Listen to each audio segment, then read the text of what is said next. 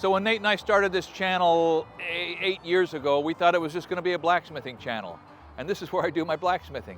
And I also do my fabricating and the carpentry and the construction stuff and, you know, just a wide variety of things. Makes me a jack of all trades, I guess, and a master of not much.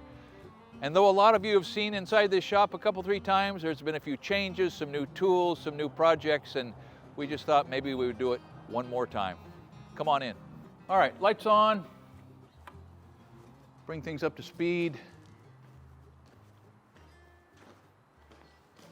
So this old building is a pole barn, built, I think, probably about 1950, 64 feet long, 60 feet wide, and I've got a lot of stuff in here, which is probably a ridiculous understatement, but it's because I do a lot of things. And whatever that wide number of things that I am compelled to try costs me in efficiency. I mean, I don't get economy of scale and repetition and repeatability, but I get a lot of satisfaction out of being able to figure out a lot of different things. So this center alley is overlap. I mean, all kinds of stuff. I back trailers in here and I load things in and I load things out, and projects come in to weld on. I put this crane in about 6 months before I started the channel, and it has just been a huge advantage. It makes it possible for me to do fairly substantial things, right? Like build this I-beam and straighten it out, and it just gives me flexibility in the blacksmith shop and over in the fabricating area. I don't think I could go back to working without it. So let me just concentrate on what's going on over here in the blacksmithing area. This radial drill, we did a video on that. It's an Arboga Maskiner, just a beautiful old drill. I don't treat it with the respect it deserves, but it just keeps showing up. This vise, I mean, if you got a big drill press, a good drill press, you've got to have a good vise. It just helps me every day. This came off an old Shaper, super strong, super reliable. I've got some samples of things in here that I made when I was combining blacksmithing, learning it with Cy Swan, with my construction enterprise, samples of fireplace doors and copper range hoods and post to beam connections and railings and, you know, the thing that everybody's interested in, samples of swords. I forged this sword out of a piece of a coil spring like this. And then the hilt, the quillin, the guard, is forged out of a ball bearing like that. Only blacksmiths can do that sort of thing. And these are all sword blanks that I'm starting on for my grandkids eventually. I got a box full of old axes and froes and hay saws and cool things. Let me just throw this out. I recognize how ridiculously blessed I am to have all this cool rust, right? I mean, rust is a great thing to have. I love old tools. So speaking of blacksmithing, the second video we did 8 years ago was about this forge that I built. It's big. It's got 2 ribbon burners. I like it, but pretty soon I've got to do a video about repairing it. It's finally degraded after I've had this thing running now about 10 years. Finally lost some refractory right here, so I've got to do a fix. And then I think I'm going to build another one, a little smaller, 1 ribbon burner, just to sort of document the process of castable refractory and how the ribbon burners work. And so stand by for that. We're going to be coming with details on how a forge this size works. I needed that because Cy Swan and I were making a lot of truss plates and big pieces that we had some repetition, and I needed something that it would get a big piece of steel in, because sometimes I get the chance to put a big piece of steel under this Chambersburg utility hammer. First video we made was made right here. We've got lots of footage of this thing doing its job. This was made by the Chambersburg Manufacturing Company for the U.S. Army Corps of Engineers about 1950, I think. And it is perfect for this shop. I can't even believe I own it. So this is a coal forge. Coal as a solid fuel is something you've pretty well got to have, because coal burns at a higher temperature than propane, and it's a smaller, more localized heat. And besides that, I just love the elemental aspect of, picking the clinkers out and getting 3,600 degrees out of something that comes from Mother Earth, sometimes you just got to have it. I mean, there's a poorly rendered rose leaf that is so much easier to do in a coal forge than in a propane forge for me. But like I say, that one's kind of a wreck. I'm throwing that away. Let's cut back over to this. We did a video, the first video that got any real traction was the blacksmith's anvil. This is a 448-pound hay button anvil, manufactured in 1909. And of all the things, the material possessions that God has blessed me with, I think this is probably my favorite. So the blacksmithing happens, you know, I got tongs and top tools and clapper dies. All of it came to me from Bill Vian. We'll have the video up about that. This platen table is just, it's a 5,000-pound anvil is what it is. And Peter Orr gave that to me in Vacaville, California. Drove down there and got that. We've got a video about that. It's handy. Grinding and polishing happens over here, and vlogging. I mean, these cameras have intruded in the blacksmithing in more than just one or two ways. But I've learned that a 2x72 belt sander is one of the handiest tools in the shop. Now, I started out with just a 6-inch, my dad's 6-inch bench grinder, Stones, and I thought that was it. And then I think it was at Cy Swan's place that I saw a 2x72. And so I traded into this. A guy named Gay Rocha built this for me. It's shop built. He did a fine job. And it works pretty good. It's noisy.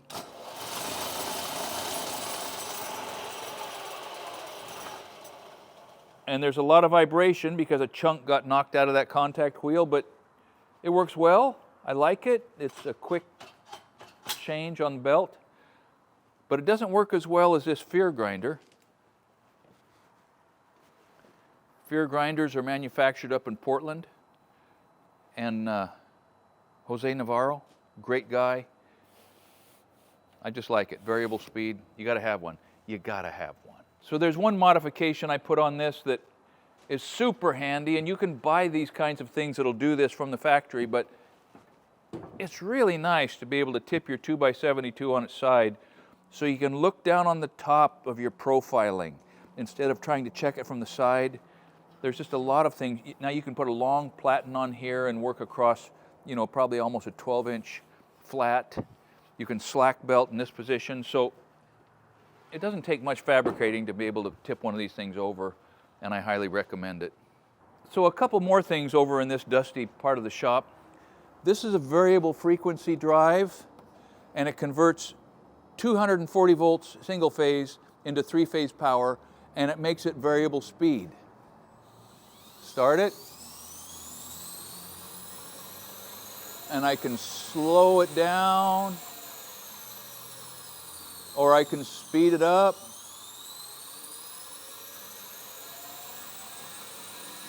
All the way up.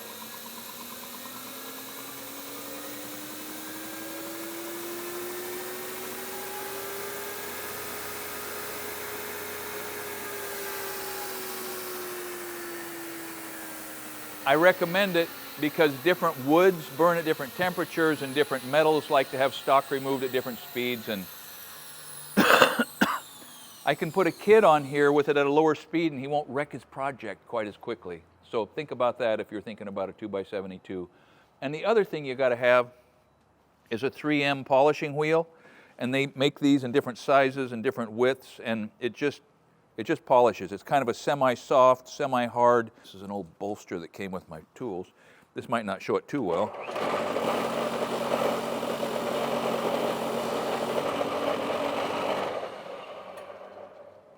It just polishes right now.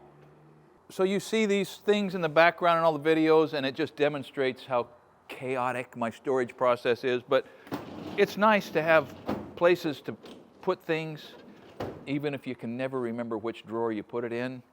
But screws and cotter pins and cleaning agents and, you know, soluble oil for lubricating the bandsaw, and paste wax for polishing the ironwork, and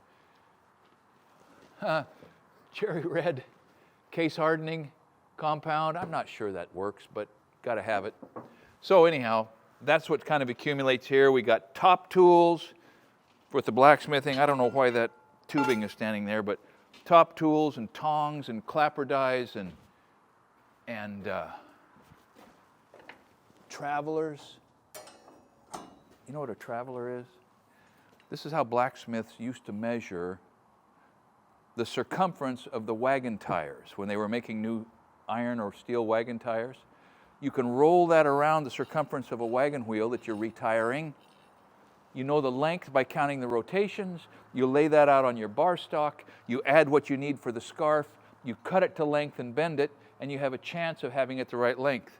Now this is a more sophisticated version with calibrations stamped on there, but man, I love the old stuff.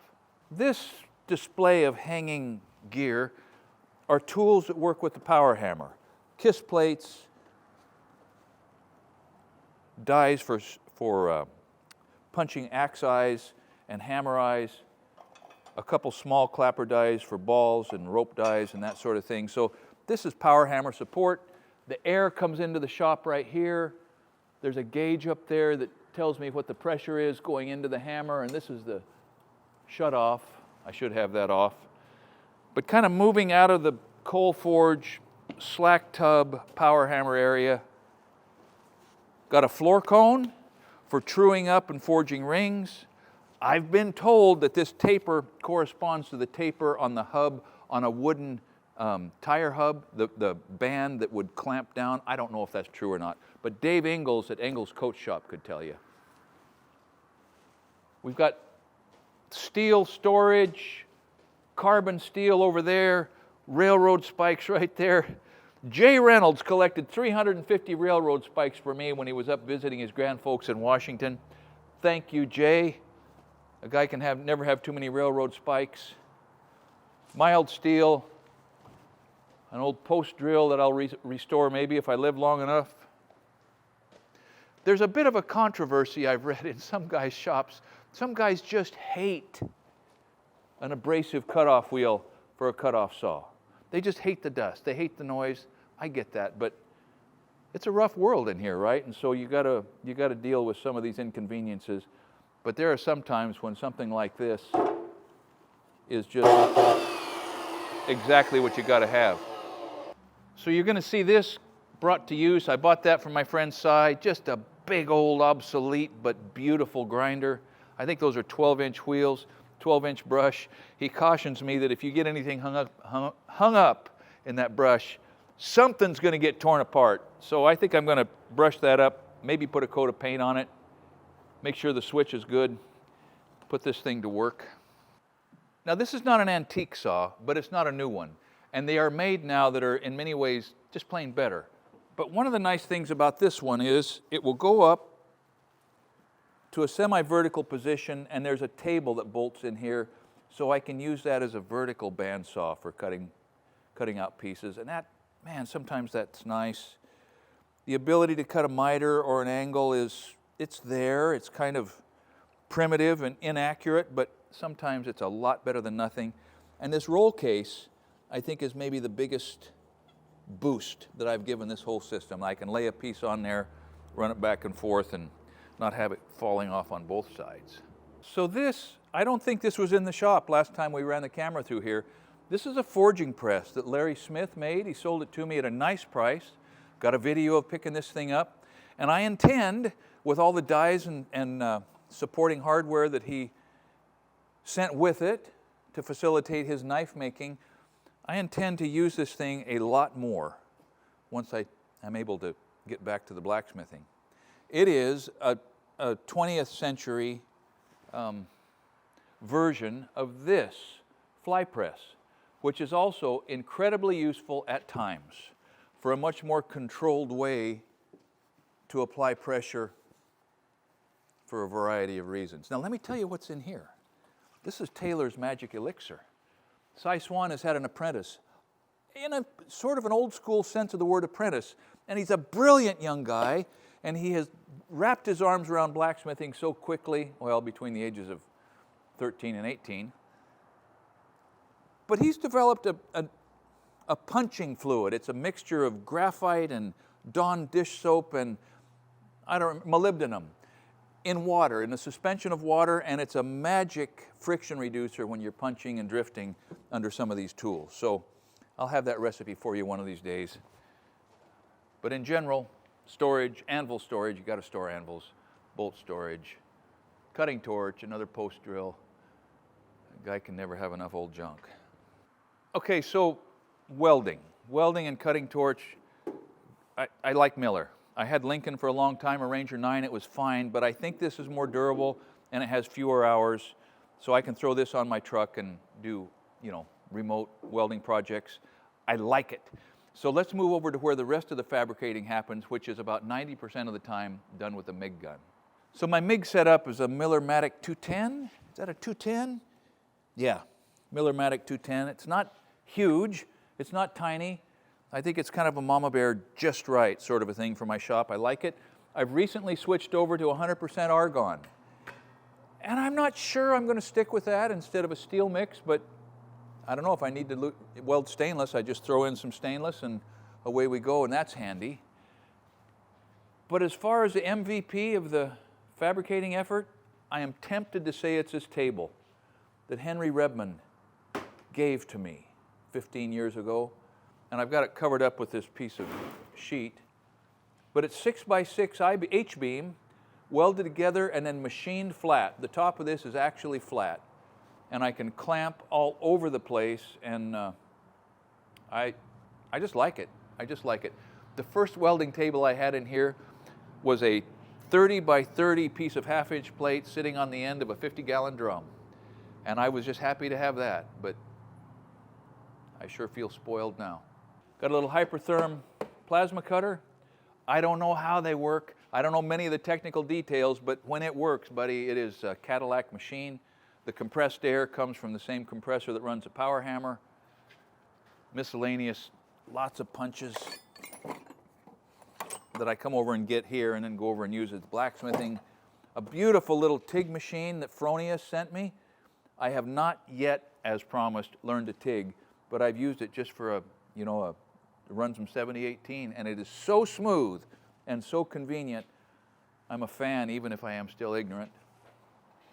Miscellaneous gear and antiques and high lift jacks and pitchforks and traps, and yeah, got everything in this rack from a mud hoe to a corn planter.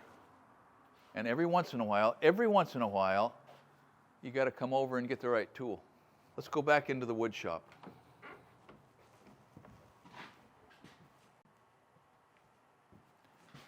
So about a year ago, I started swinging my attention around to the wood shop. I've been working in here for 25 years with a Delta. Yeah, I had a Delta Unisaw in here for 25 years. And my chop saw, and that was about it. And I modified the space because I knew I wanted to learn to be a better woodworker. And then SawStop called me up and said, hey, you want a table saw? Yes, I want a table saw. So let me just acknowledge that. This Cadillac tool was given to me by this outfit, and I just love it. I love it. And I'm very comfortable when my grandsons come in here and want to play with a table saw because it's not going to hurt them. But aside from that, I bought the router lift table. I've built this bench. I've geared up with clamps and drill press and dust collection and a joiner and a bandsaw and planers because I knew I was going to build this. This is the Ken Jordan shaker style workbench that I have nearly completed. And at one point, at several points, I thought I had bitten off a lot more than I could chew, but Kenny helped me, kind of talked me back from the edge. I developed a little different way to handle the drawer slides that he had used, just sort of make that my own. Put casters on this old bench, that's been a win. Brady, let me show him this bench right here. This was a test bench. I built this last spring just to kind of warm up and learn some of the procedures, the dovetails on the drawers, some of the router tricks that Ken Jordan knows that I didn't know at all, a way to sort of organize the mess that all my tools were in, but mostly to practice this joinery, half-lap joints and dowels and gluing together panels. And so with this under my belt, I had reason to think that I could actually produce that, and maybe I actually will. So let's just skim over this, and it sort of hurts me to tell you, this is a lot more organized than it was for the 20 years since I built these things. But this is kind of wrenches and fabricating support and grinding discs and powdered metal, 1095 I think, for Crucible Damascus, and battery chargers and files and sockets and drafting supplies and overalls. And now we're over into more woodworking gear. These are jigsaw and buzzsaw and biscuit joiners and hammers and Yankee screwdrivers and a handsaw and my little specialty bars, and this is the finish that I'm using on the bench. Ken Jordan gave me this metal can that I'm going to pour these quarts of Duraseal in so I can decant. Sanders and sanding discs and all that sort of thing. Corded drill motors of several varieties. Mag 77 for the win. Squares and drill bits and wasted space and some nails and Minwax and nail guns and more nail guns and more nail guns and staplers and a broken Sawzall. And oh man, I've learned that this is a great thing in a wood shop, especially a dusty wood shop. You can blow dust around and breathe it twice. Mentioned the squares. Okay, right here, big deal. Milwaukee pack-outs with screws and a Milwaukee first aid kit right there in a pack-out. Boom. If I cut myself on a bandsaw because the saw stop won't cut me, and I'm down on the ground and I'm losing consciousness, at least this is down here where I can reach it.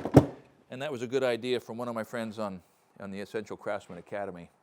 He said, your first aid kits should be down low so you can reach them if you just can't reach up. Anyhow, this was a gate mouth bag that I carried around in my work truck for a long time, and it's depleted now, but it slid into one of the boxes and I could throw all my miscellaneous stuff in there. Looks a little rough. Planers and gloves, and okay, I like this. I have 3 matching Porter cable routers, so their collets are interchangeable. This is a D handle, the others are side handles. Little compressor, that's the one I used to carry in my truck.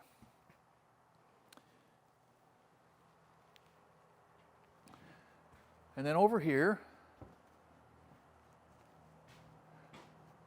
a couple things. This is my incredible Oliver table saw. So there's 2 arbors in here, like the one in Dave Ingles' coat shop. You can put a fine tooth on there, a coarse tooth on here for ripping, and turn up whichever one you want. How about that? And it's got lots of power, and it's a little scary.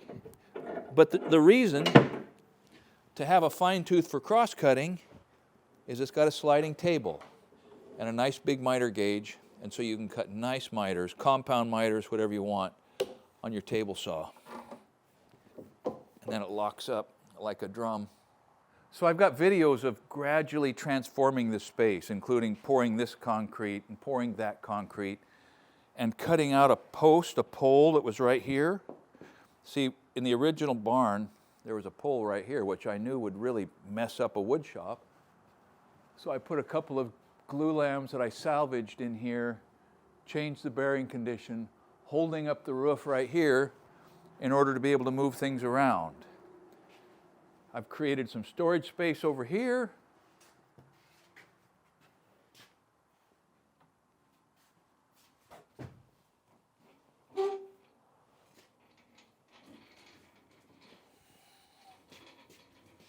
Got everything on wheels so I can bring the jointer out as needed.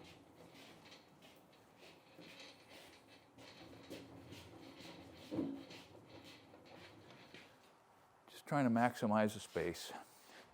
And since I'm not a woodworker yet, I really didn't know what to expect about space and mobility and retooling, but we're starting to get the feel of it.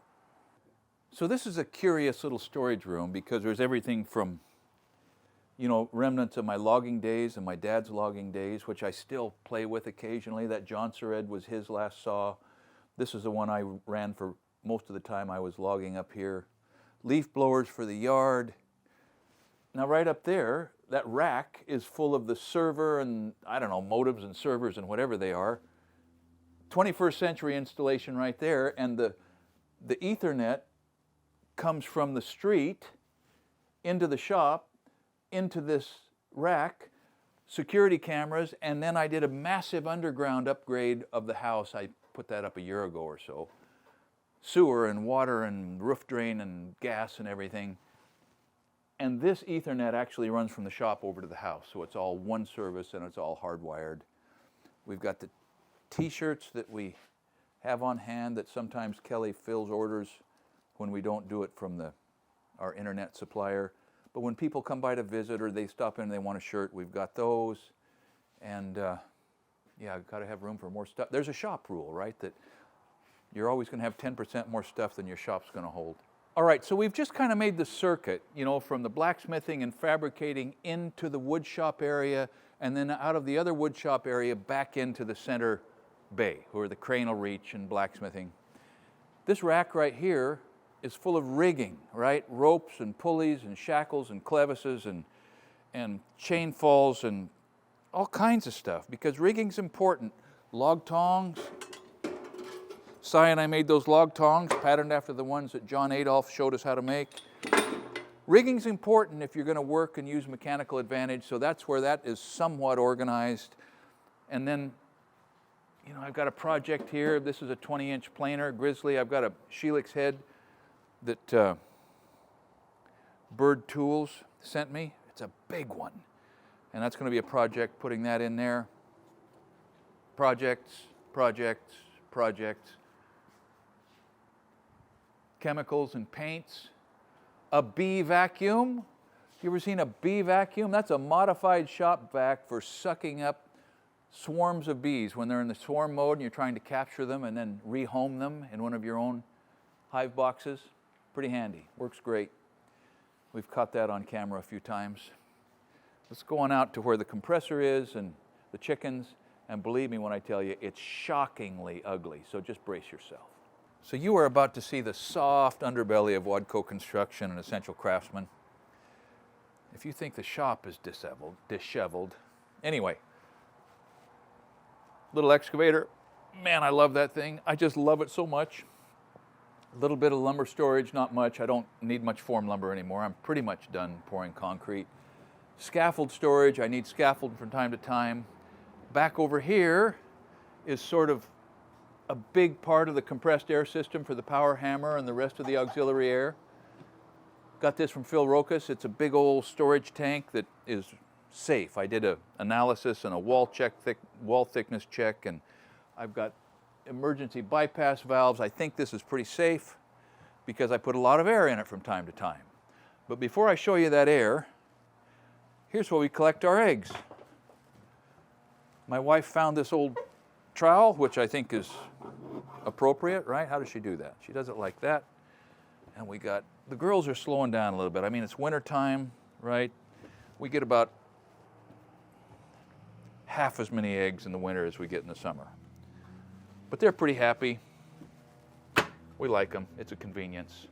Let me just show you this compressor before we wrap this up. Atlas Copco compressor, 125 CFM. That power hammer needs every bit of it. I had to have the engine rebuilt here about a year and a half ago. That was $6 grand. But anyway, this makes the air that runs the shop. These chickens make the eggs that run the house. And in general, I am a lucky man to have an old building like this full of all this cool stuff. I hope you've enjoyed this tour. If you have any questions, put them in the comments. And I know you'll have suggestions for how I could make this place a lot more sanitary. Thanks for watching Essential Craftsman. Keep up the good work.